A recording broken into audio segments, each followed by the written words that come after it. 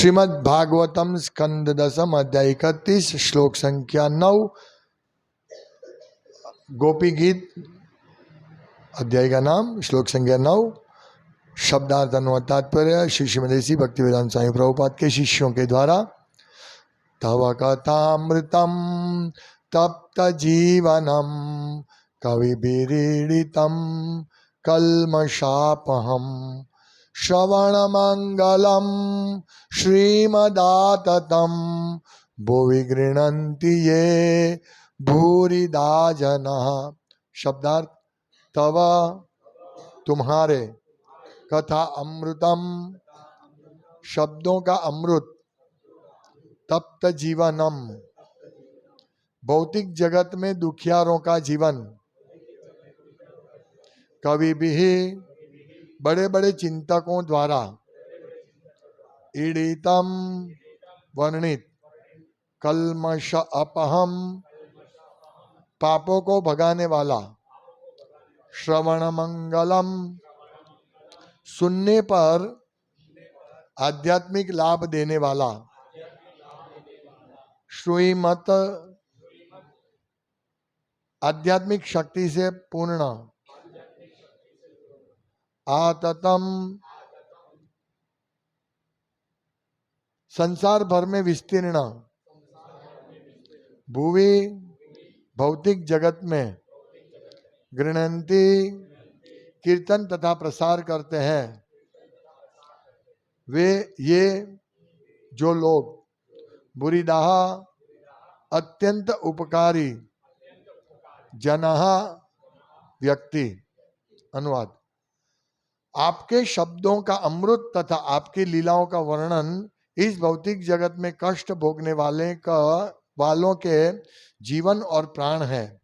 विद्वान मुनियों द्वारा प्रसारित ये कथाएं मनुष्य के पापों को समूल नष्ट करती हैं और सुनने वालों को सौभाग्य प्रदान करती है। ये कथाएं जगत भर में विस्तीर्ण हैं और आध्यात्मिक शक्ति से ओतप्रोत है। निश्चय ही जो लोग भगवान के संदेश का प्रसार करते हैं वे सबसे बड़े दाता है। तात्पर्य। राजा प्रताप रुद्र ने यह श्लोक भगवान जगन्नाथ की रथ यात्रा उत्सव के समय श्री चैतन्य महाप्रभु को सुनाया था।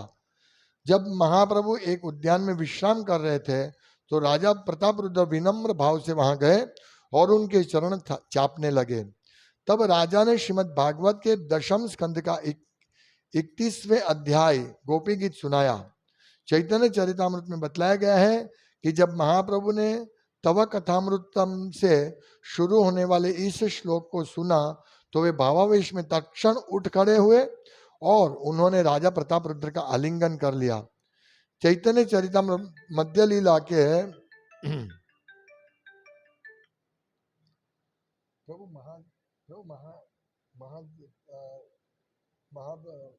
चंद्रप्रभु ने फोन करो, हूँ क्लास आपू छू।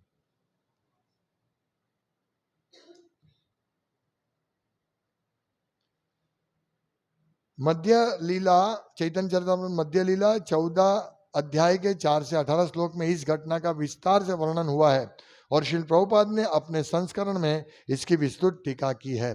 ओम ज्ञानतिमिरान्धस्य ज्ञानंजन शलाकया चक्षुरुन्मीलितं येन तस्मै श्री गुरुवे नमः।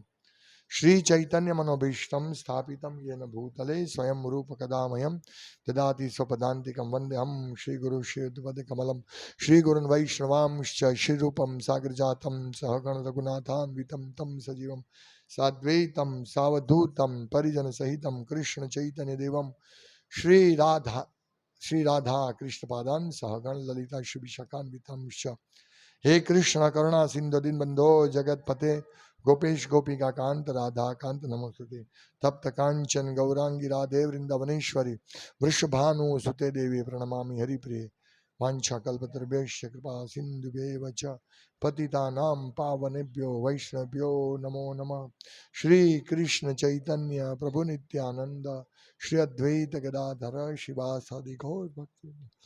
हरे कृष्णा कृष्णा कृष्णा हरे हरे, हरे राम राम राम हरे हरे।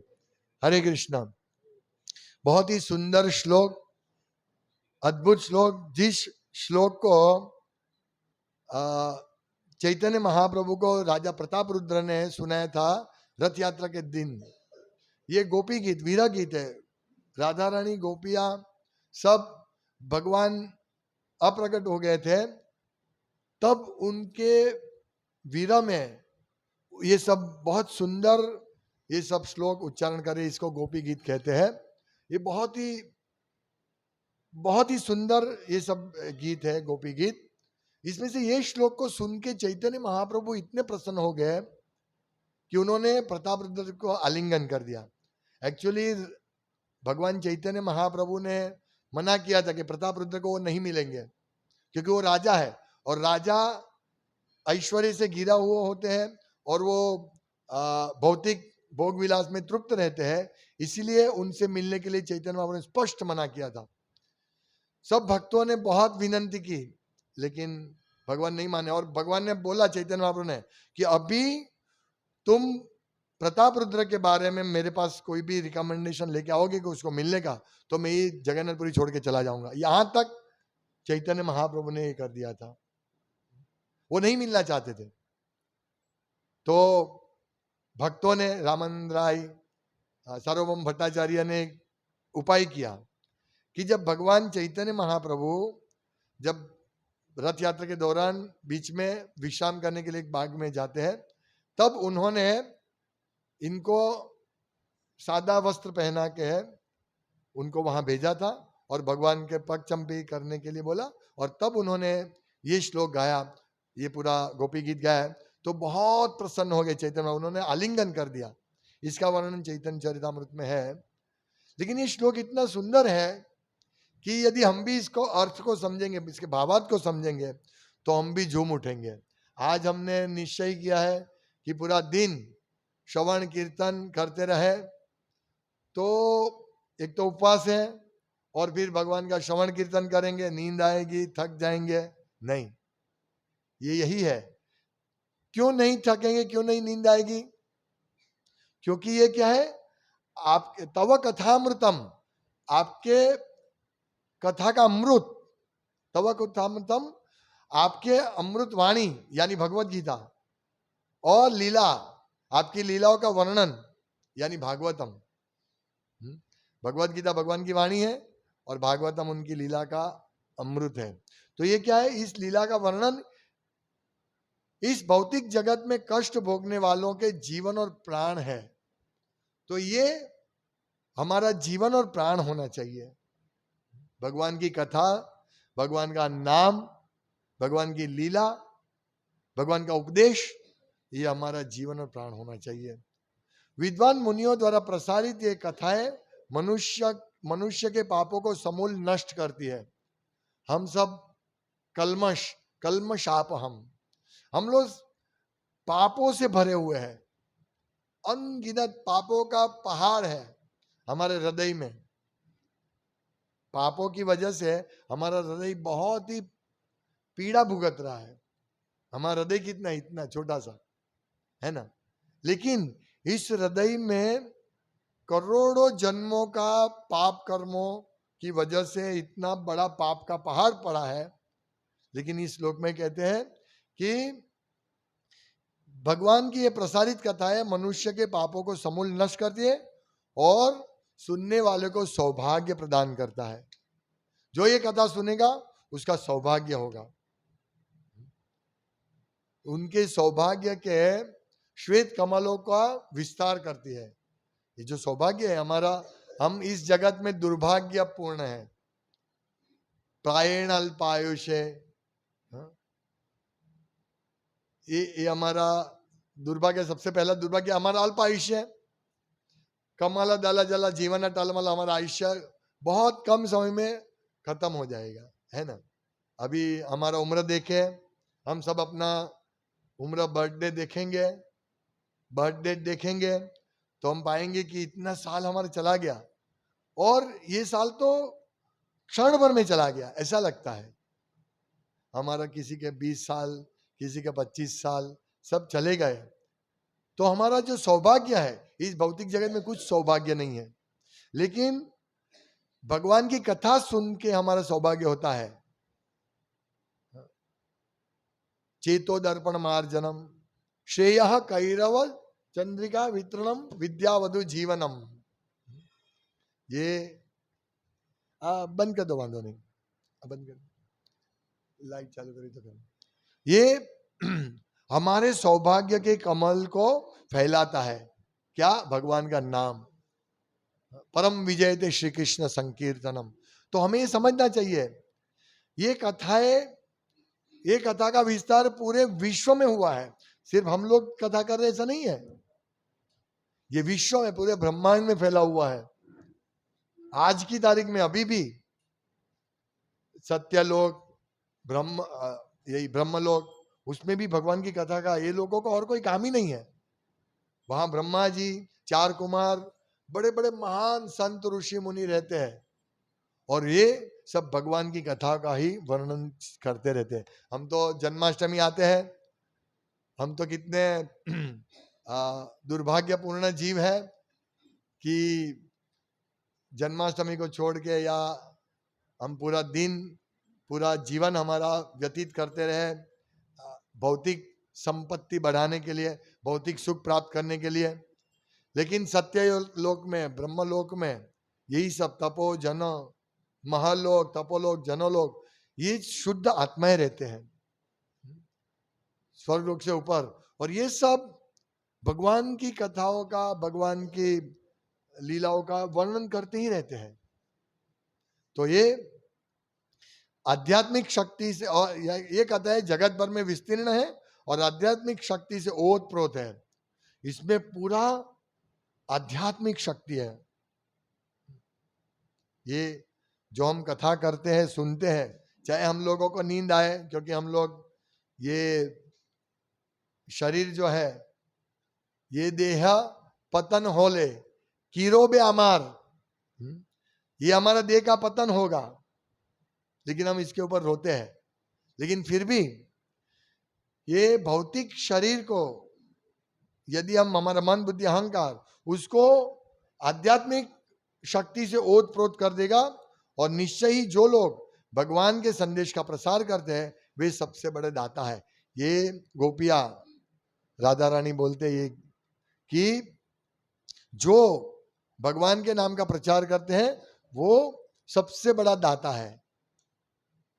चैतन्य महाप्रभु भी कहते हैं, जारे देखो तारे कहो कृष्ण उपदेश। कृष्ण उपदेश का प्रचार करना चाहिए। इसीलिए कह रहे, क्योंकि ये सबके सौभाग्य को खिलाता है, सबके सौभाग्य का स्रोत है, और ये हमारे जीवन और प्राण होना चाहिए। हम देखेंगे श्रीमद् भागवतम में बहुत सारी जगह पे है भगवान के नाम का, भगवान की कथा का, भगवान की लीला का वर्णन है, और उसमें सुखदेव गोस्वामी बहुत उत्साह से ये सब वर्णन कर रहे हैं। और जब अंत में श्रीमद् भागवतम के 12वें स्कंद के अंत में लास्ट श्लोक भी यही है, क्या है? नाम संकीर्तनम यस्य सर्व पाप प्रणाशनम। जो जिनके पवित्र नामों से, जिनके पवित्र नामों का कीर्तन से, सामूहिक कीर्तन से, नाम संकीर्तनम, ये जो संकीर्तन या कीर्तन यानी हम जप करते हैं, अकेले जप करते हैं, उसको कीर्तन बोलते हैं। और संकीर्तन यानी अभी जो हमने किया, 1 घंटा संकीर्तन किया, यहाँ राम जी मंदिर में, शिव जी मंदिर में, राम नाम मंदिर में, सब जगह संकीर्तन किया, तो ये क्या है? नाम संकीर्तन, इसको संकीर्तन बोलते हैं। सब सामूहिक कीर्तन, और इस कलयुग में ये सामूहिक कीर्तन ही एकमात्र उपाय है भगवान को प्रसन्न करने। यज्ञेर संकीर्तन प्राय यजंत ही सुमेधसा। और ये यज्ञ संकीर्तन के द्वारा बुद्धिशाली लोग भगवान की पूजा करते हैं। तो ये नाम संकीर्तनम यस्य सर्व पाप प्रणाशनम, ये नाम संकीर्तन यज्ञ से क्या होता है? हमारे सब पाप नाश होता है। और यही बात इसी श्लोक में है कि तव कथामृतम तप्त जीवनम, हमारे जीवन को संतुष्ट करता है भगवान का। कवि भिरीडितम कल्म शापहम, तो पाप को नाश करने वाला, यानी भगवान की लीला, भगवान का उपदेश, सब पाप को नाश करने वाला है। और यही अंत में उपदेश सुखदेव गोस्वामी देते हैं। देखिए सब जगह यही उपदेश है। तो महाभारत में भी एक बहुत सुंदर श्लोक है, वेदे रामायणे चैव पुराणे भारते तथा आदो अंते च मध्ये च हरि सर्वत्र गीयते। वेद, रामायण, महाभारत, पुराण इत्यादि सभी में आदो अंते च मध्य, आदो अंते च मध्य च, यानी शुरुआत में, अंत में और बीच में हरि ही सर्वत्र गीयते। हरि का ही वर्णन सब जगह है, हरि का ही उपासना, हरि का ही श्रवण कीर्तन सब जगह है। ये सिर्फ भागवतम में नहीं, वेदे रामायणे चैव पुराणे भारते तथा, भारत महाभारत, पुराण, वेद, रामायण यानी सब जगह पे हरि की प्रशंसा का वर्णन किया गया है। और यही बात इस श्लोक में भी कही गई है और श्रीमद् भागवतम के अंतिम श्लोक में भी, 12वें अध्याय के अंतिम श्लोक में। इससे क्या होता है, प्रणामो दुख शमन, प्रणामो दुख शमन, यानी जिनको प्रणाम करने से हमारे दुख का नाश होता है। तम हरि तम नमामि हरिम परम, उस हरि को, ये हरि हरि कृष्ण, उस हरि कृष्ण को मैं प्रणाम करता हूं। इस प्रकार सुखदेव गोस्वामी भागवतम का अंतिम श्लोक बोलकर ये सुत गोस्वामी कहते हैं, क्योंकि सुखदेव गोस्वामी तो चले जाते हैं। सुत गोस्वामी कहते हैं कि जिनकी कथा नाम संकीर्तनम, जिनका संकीर्तन से सर्व पाप का नाश होता है, सर्व पाप प्रणाशम, प्रणामो दुख, जिनको प्रणाम करने से दुख शमन, सभी दुखों का शमन होता है, उस हरि को हम प्रणाम करते हैं। यह हमारा कितना बड़ा सौभाग्य है। आज परम पवित्र दिन जन्माष्टमी, आज के दिन हमें पूरा दिन और पूरा जीवन आज प्रार्थना करनी चाहिए भगवान कृष्ण को कि भगवान आप इतने महान हैं, आपका नाम लेने से, आपकी कथा सुनने से हमारा परम मंगल होता है। कथा का अमृत है, अमृतमय। हमारे हृदय में, हृदय दिन रात जलता रहता है, दिन रात एंजाइटी में, उपद्रता, हमारा मन हमेशा ये बिल्कुल उद्विग्न है। और उस उपद्रता मन को, ये मन हृदय में है और हृदय एकदम जलता रहता है, सतत जलता रहता है। हमें कोई इसको शांत करने का उपाय नहीं है हमारे पास। एकमात्र उपाय है, वो है ये कल्म शापम तवा कथामृतम तप्त जीवनम, हमारे जीवन को तप्त करता है। ये ही एकमात्र उपाय है, भगवान की कथा का अमृत का पान करना कान से और उसका कीर्तन करना, यही एकमात्र उपाय है। इसीलिए हम लोगों को आज के परम दिन को, परम पवित्र दिन को भगवान को प्रार्थना करनी चाहिए कि भगवान आप हमेशा हमें आपकी सेवा में लगाइए। इसीलिए ये जप जो है हम करते हैं वो भगवान को प्रार्थना है, सर्वोत्तम प्रार्थना है। हमें सतत जप करते रहना चाहिए। लोग ये कली संतरण उपनिषद में वर्णन है कि हरे कृष्णा कृष्णा कृष्णा हरे हरे, हरे राम राम राम हरे हरे, इति शोषकम नाम कली कलमश नाशनम। ये कली के कलमश पाप को दूर करता है। ये 16 शब्दों का बना हुआ हरे कृष्ण महामंत्र। नातः परतर उपाय, और कोई उपाय नहीं, सर्व वेदेषु दृश्यते, सभी वेदों में यही उपाय दिखा है और कोई उपाय नहीं है। देखिए वेदों में, वेदों की तो रचना बहुत समय पहले हो चुकी है ना, फिर भी उसमें ये उपाय है, हरे कृष्ण महामंत्र का उपाय है। यानी हरे कृष्ण महामंत्र कोई नया नहीं है, ये भगवान ने तेने हृदय या आदि कवे मुह्यंती यत् सुर, तेने हृदय आदि, तेने ब्रह्मा हृदय आदि कवये, भगवान ने आदि कवि ब्रह्मा जी को ये हृदय में ज्ञान दिया, यही ज्ञान वेदों का ज्ञान दिया, और ये वेदों में ही वर्णन है, नाता परतर उपाय, दूसरा कोई उपाय नहीं है। यानी ये सिर्फ कलयुग के लिए नहीं है, सत्य द्वापर त्रेता कभी भी हम जप करेंगे तो हमको ये लाभ मिलेगा। लेकिन सत्ययुग द्वापर युग त्रेता युग में दूसरी विधि, क्योंकि जब भी कर सकते हैं, जब से भी हम प्राप्त कर सकते हैं, लेकिन कलयुग में बहुत समय कम है, और इस कम समय में भी हम कितना समय देते हैं भगवान के जप के लिए, भगवान की कथा सुनने के लिए। तो हमें सतत भगवान के कथा सुनने के लिए, भगवान का कीर्तन करने के लिए लालायित रहना चाहिए, और हमारा जीवन का प्राण, जीवन और प्राण बनाना चाहिए। यही बात इसमें क्या है ना, कि आपके शब्दों का अमृत, तव कथामृतम, तथा आपकी लीलाओं का वर्णन इस भौतिक जगत में कष्ट भोगने वाले के जीवन और प्राण है। हमें इसको सुन के, जैसे जब हम बहुत बीमार होते हैं तो हमारी कोई योग्य दवा आती है तो हम खड़े हो जाते हैं, इसी प्रकार हम इस भवरोग से बीमार है, और इतने बीमार है हम पत्थरवत बन गए हैं, हिलते डुलते नहीं है, हम इतने बीमार हो गए हैं। कितना, क्योंकि ये बहुत भारी रोग है हृदय में भवरोग।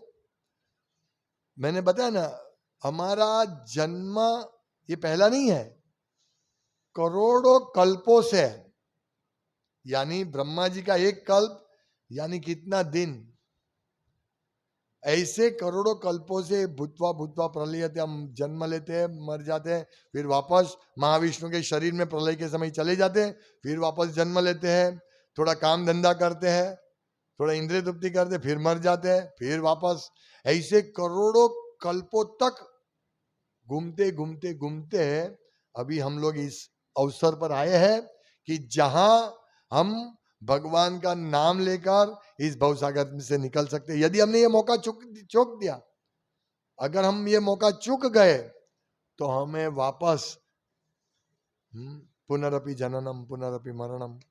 इसीलिए बहुत अद्भुत लाभ है इसका।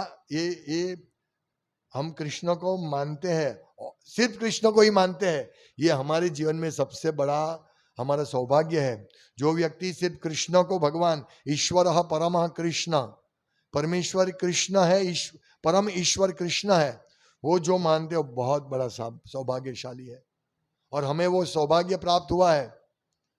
हम ना तो यान्ति देवव्रता देवा, ना तो हम देवलोक में जाना चाहते हैं, ना तो हम पितृलोक में जाना चाहते हैं, ना तो भूत प्रेत को पूजा करके भूत लोक में जाना चाहते हैं, नहीं।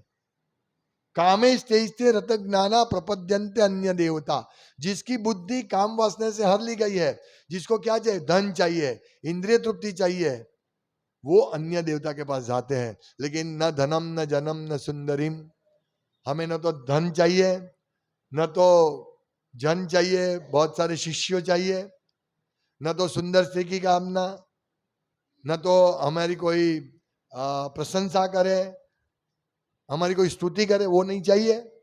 मम जन्मनि जन्मनीश्वरे भवतात भक्ति रहे तो की, हमें जन्मों जन्म आपकी हेतु की भक्ति चाहिए। तो ये चैतन्य महाप्रभु हमको सिखाते हैं, और चैतन्य महाप्रभु ने इस श्लोक से बहुत प्रसन्न होकर प्रताप रुद्र को आशीर्वाद देते, आलिंगन करते हैं। तो यदि हम इस श्लोक को समझकर भगवान की भक्ति में लग जाएंगे, भगवान की कथा, भगवान की लीला, भगवान का उपदेश यदि हम हमारे जीवन में प्राण, जीवन और प्राण बनाए, हम हमारा जीवन यही बनाए कि ये सुनना ये हमारा जीवन और प्राण है, तो हमारा जीवन सफल होगा, और हम इस जन्म मृत्यु के चक्र से बहुत अच्छी तरह पार हो जाएंगे, सरलता से। बहुनाम जन्म न मानते, अनेक अनेक अनेक जन्मों के बाद ये एक्चुअली, जब हमारे बहुत सारे जन्म हो गए, हम कर्म कांड कर लिए, हमने ज्ञान का निराकार ब्रह्म ज्योति में हम कितनी बार जाके आए, ऐसे करते करते ज्ञानी बन के बनते बनते बनते बनते बहुनाम जन्म नाम, अनेक जन्मों के बाद ये मौका मिला है कि हम समझे हैं कि कृष्ण ही पूर्ण पुरुषोत्तम परमेश्वर है और उनकी ही हमें पूजा करनी चाहिए। ये स महात्मा सुदुर्लभ है। तो ऐसे महात्मा सुदुर्लभ है, दुर्लभ नहीं, सुदुर्लभ है, ये मुश्किल है। ऐसा मिलना बहुत ही मुश्किल है और हमें ऐसी तक मिली है, तो हम इस तक का उपयोग करके हम भगवान की कथा सुने। इस मनुष्य देह, मनुष्य जन्म पाया, राधा कृष्ण ना भजिया, जानिया शून्य विष खाइनु। हमने जानबूझकर जहर खाया है, तो हम इस जहर खाने से बचे। ये अमृतमय रसायन कथा, रसायन यानी टॉनिक, शक्ति देता है। तो इसीलिए आज शाम को दोपहर के बाद 5 बजे से रात को 12 बजे तक हम ये टॉनिक रसायन पिएंगे। भगवान के कथामृत का श्रवण कीर्तन करेंगे, आरती करेंगे, कृष्ण बुक से पढ़ेंगे, प्रवचन, भजन, फुल प्रोग्राम। तो हम सब साथ में मिलकर इस प्रकार भगवान को ये करें। और दूसरा, इसके साथ साथ इसका प्रचार भी करना है। तो इसीलिए भक्त सब लोग भक्त दोपहर को 4 से 8 बजे 10 बजे तक, 4 से 8 बजे तक 1-1 घंटा मंदिर में भी जरूर जाए। ऐसा यहाँ तो रहना ही है, ज्यादातर भक्त को यहाँ रहना है, लेकिन 2-2 भक्त उधर जाए ताकि उनका भी प्रचार, बुक डिस्ट्रीब्यूशन भी हो और लोगों को प्रचार भी कर सके। फिर अंत में हमको यही आना है और रात को सभी भक्तों का प्रसाद भी यही है। हरे कृष्णा। श्रीमद् भागवतम की जय, श्रीला प्रभुपाद की जय। वांछा